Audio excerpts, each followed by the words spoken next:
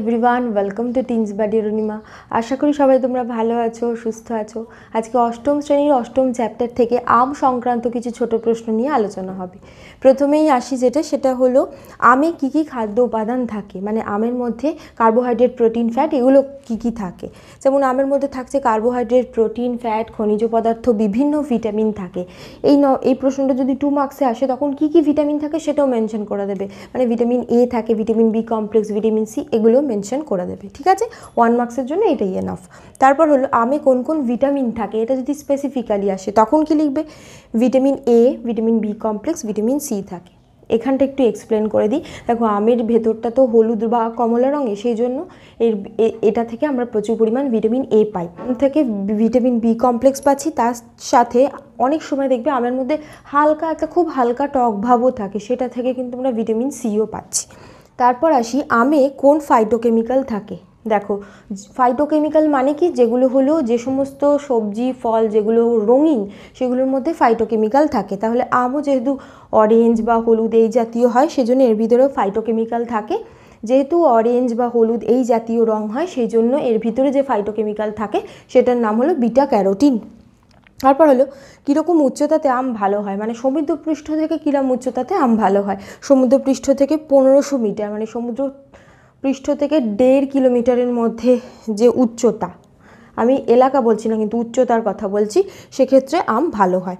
আমের মুকুল কী কী দ্বারা ক্ষতিগ্রস্ত হয়। আমের মুকুলের জন্য ক্ষতিকারক হলো দুটো জিনিস, বৃষ্টিপাত আর কুয়াশা।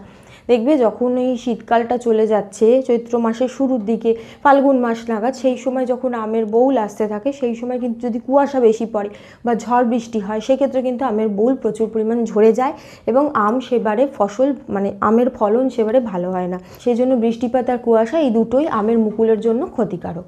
এবার আসি পরের প্রশ্নে, সেটা হলো আম চাষের জন্য উপযুক্ত মাটি কীরূপ। আম চাষের জন্য পলি মাটি এবং দোআঁশ মাটি লাগে, মানে যে মাটিতে বালির পরিমাণ আর তোমার কাদার পরিমাণ সমান সমান, সেই মাটি লাগে। কোন প্রকার মৃত্তিকা আম চাষের অনুপযুক্ত। সম্পূর্ণ যেগুলো বেলে মাটি, মানে প্রচুর বালি, যে মাটিতে জল ধরে রাখতে পারে না, আবার এঁটেল মাটি, মানে যে মাটিতে অনেক বেশি জল ধরে রাখে, এই দুটো মাটি কিন্তু এই আমের জন্য চলে না। মাঝামাঝি যেটা, সেটা হলো দোআঁশ, সেই দোআঁশ মাটি চলে। তারপর হলো সবচেয়ে আগে পাকে ড্যাশ আম। গোলাপ খাস আম সবচেয়ে আগে পাকে। সর্বশেষ পাকে ড্যাশ আম, ঝুমকো ফজলি আম। তারপর হলো পশ্চিমবঙ্গে কী কী জাতীয় আম পাওয়া যায়। হিমসাগর, পেয়ারাফুলি, ল্যাংড়া, গোলাপ খাস, রানীপাসান, ঝুমকো ফজলি, এই সমস্তগুলো পাওয়া যায়। পুরো কথায় তোমরা উত্তর লিখবে, আমার জায়গার অভাবের জন্য আমি জাস্ট শুধু উত্তরগুলো লিখেছি। তারপর হলো আম গাছের ক্ষেত্রে কী কী কলম ব্যবহার করা হয়। আম গাছের ক্ষেত্রে কিন্তু শাখা কলম প্রায় ব্যবহার করা হয়ই না। আম গাছের ক্ষেত্রে যে কলম ব্যবহার করা হয় সেটা হলো জোড় কলম আর আটির কলম। এই জোড় কলম মানে আম গাছের ক্ষেত্রে সবচেয়ে বেশি ব্যবহার করা হচ্ছে এই জোড় কলম। জোড় কলমে কী করা হয়, দুটো আম গাছ নেওয়া হয়, দুটো আম গাছের ধরো 2 প্রকার বৈশিষ্ট্য, সেই দুটো আম গাছের যে বৈশিষ্ট্যকে একটা গাছের মধ্যে আনতে চেষ্টা করা হয় এই জোড় কলমের মাধ্যমে। এখন আসি সিয়ন ও স্টক কাকে বলে। সিয়ন ও স্টক খুব ইম্পর্টেন্ট প্রশ্ন, বারবার আসে। ঠিক আছে, সিয়ন ও স্টক সেক্ষেত্রে দেখা যায় জোড় কলমের ক্ষেত্রে দেখা যায়, যখন জোড় কলম করা হয়। জোড় কলমের ক্ষেত্রে ধরো একটা আম গাছ নেওয়া হয়, ঠিক আছে, এটা ধরো একটা আম গাছ, এই আম গাছের সাথে, ঠিক আছে, ধরো পাশে আর একটা আম গাছ আছে, যে আম গাছের ধরো ফ্লেভারটা খুব ভালো, ঠিক আছে, এটা একটা বড় আম গাছ জমির পাশে ধরো আছে, সেই আম গাছের এখানে একটা শাখা আছে, ঠিক আছে।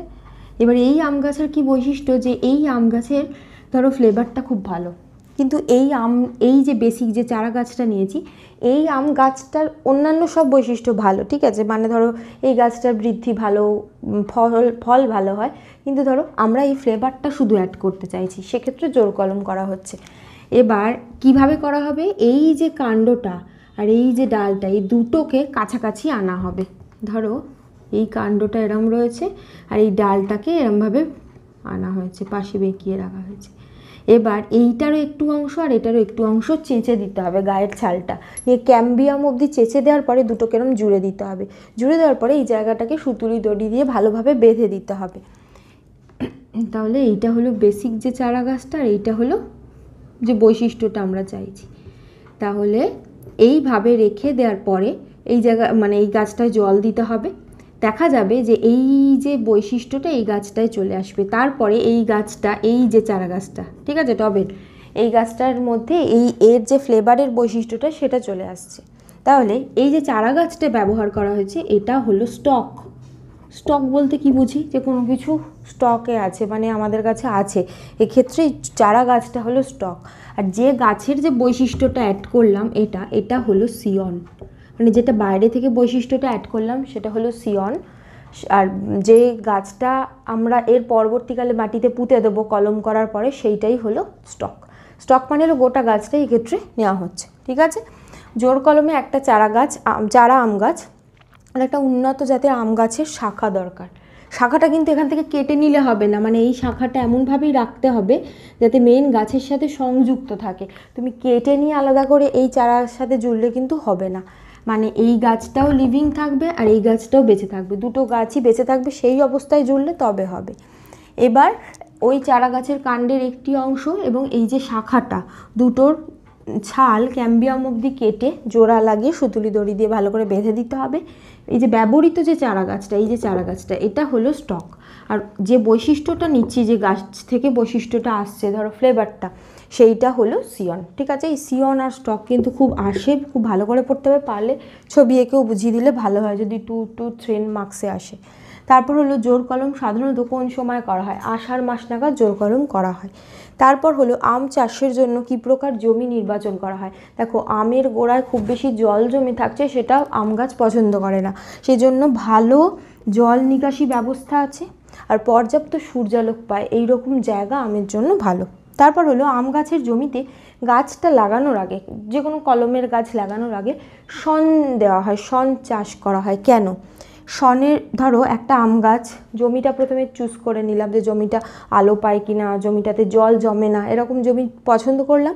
তারপর সেখানে শন গাছের বীজ দেওয়া হলো, শন গাছের বীজ থেকে শন গাছ গজালো, তার বয়স 5 থেকে 6 সপ্তাহ, মানে 1.5 মাস হলে লাঙল ও মই দিয়ে মারানো হয়।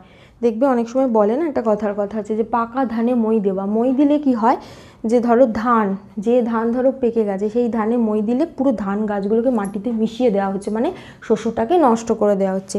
এক্ষেত্রে তো শন গাছটাকে ব্যবহার করা হয় এই জন্য যাতে এটা মাটিতে মিশে মাটির সার হয়, সেই জন্য লাঙল আর মই দিয়ে এই গাছগুলোকে না মাটির সাথে মিশিয়ে দেওয়া হয়, ঠিক আছে। সেটাকেই মানে চাষের যে ভাষা, মানে এই সমস্ত টার্মে বলা হয় হলো মারিয়ে দেওয়া, ঠিক আছে, মানে মাটির সাথে মিশিয়ে দেওয়া হয়।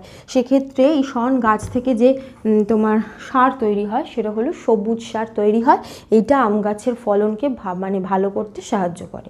পরের যে প্রশ্ন সেটা হলো আম গাছের প্রাথমিক বৃদ্ধিতে কোন খনিজ মৌলের চাহিদা বেশি থাকে। নাইট্রোজেনের মানে চাহিদা বেশি থাকে। তারপর হলো আম গাছের উপযুক্ত সার কি, সেই জন্য আম গাছের উপযুক্ত সার হলো অ্যামোনিয়াম সালফেট, ইউরিয়া, এগুলো। আমে মুকুল কখন আসে? পৌষ মাঘ মাসে, সেই জন্য পৌষ মাঘ মাসে যদি তোমার কুয়াশা বৃষ্টিপাতের সব হয় তখন মুকুল নষ্ট হয়ে যায়। কলমের আম গাছে কত বছরের আগে ফুল থেকে ফল হতে দেওয়া উচিত নয়, ঠিক আছে, সেটা হলো 5 বছর। অনেক সময় কলমের আম গাছে খুব তাড়াতাড়ি মানে ফুল বা মুকুল চলে আসে, কিন্তু সেই মুকুলকে বাড়তে দেওয়া উচিত নয়, সেই মুকুলকে ভেঙে ফেলে দেওয়া উচিত, কারণ হলো সেটা গাছের জন্য ভালো নয়। সেই যে গাছ খুব তাড়াতাড়ি, কলমের গাছ এমনি তাড়াতাড়ি ফল দেয়, এবার এই গাছ যদি আরও তাড়াতাড়ি তোমার ফল দিতে শুরু করে সেক্ষেত্রে ফলের কোয়ালিটি ভালো হয় না, সংখ্যা ভালো হয় না, গাছ খুব তাড়াতাড়ি অসুস্থ হয়ে পড়ে। তারপর হলো কোন সময় আমের চারা লাগানো হয়? বর্ষায় প্রধানত আমের চারা লাগানো হয়, সেই জন্য আমের যে কলম করা হয়, কলমগুলো কিন্তু আষাঢ় মাস নাগাদই করা হয়।